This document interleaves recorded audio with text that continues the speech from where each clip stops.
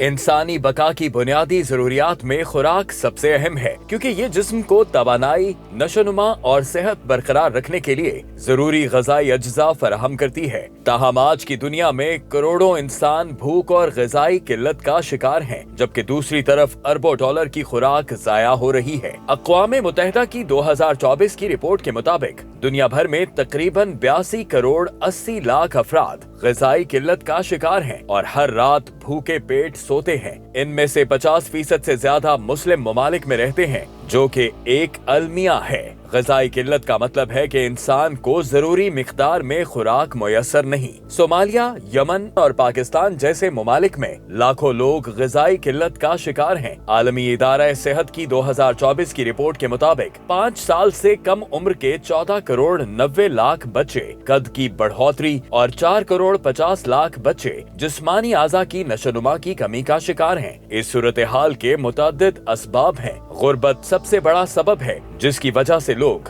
ग़िज़ाइयत से भरपूर खुराक खरीद नहीं सकते। बेरोजगारी ने लाखों खानदानों को भूख की तरफ धकेल दिया है। शाम और यमन में जारी जंगों ने ज़राअत और तिजारत को तबाह कर दिया है। करप्शन और बदइंतज़ामी की वजह से ग़िज़ाई इमदाद जरूरतमंदों तक नहीं पहुँचती। तालीम की कमी से लोग ग़िज़ाइयत की अहमियत नहीं समझते। मग़रिबी इस्तेमार के इस्तेहसाल ने मुस्लिम ममालिक के वसाइल लूट लिए हैं। ग़िज़ाइयत से महरूम लोग मुल्क की तरक्की में हिस्सा नहीं डाल सकते। भूख से जराइम में इजाफा होता है और खानदान टूट जाते हैं। इस सूरत हाल के हल के लिए फौरी और तवील मुद्दती इक़दामात जरूरी हैं। ग़िज़ाई किल्लत के शिकार अफराद को फौरी खुराक फराहम करनी होगी। ज़राअत को जदीद बनाना, किसानों को तरबियत और वसाइल देना, रोजगार के मौके पैदा करना, तालीम को फरोग देना, सेहत की सहूलतें बढ़ाना और करप्शन और इस्तेहसाल का खात्मा जरूरी है। मगर ये इक़दामात तभी कामयाब हो सकते हैं जब एक मुनसिफाना और मजबूत निज़ाम हुकूमत मौजूद हो। मौजूदा मग़रिबी इस्तेमारी निज़ाम जो करप्शन और इस्तेहसाल पर मबनी है, कभी इन मसाइल को हल नहीं कर सकता। जरूरत है कि खिलाफत राशिदा की तर्ज पर फलाही निज़ाम कायम हो, जिसमें रियासत की जिम्मेदारी थी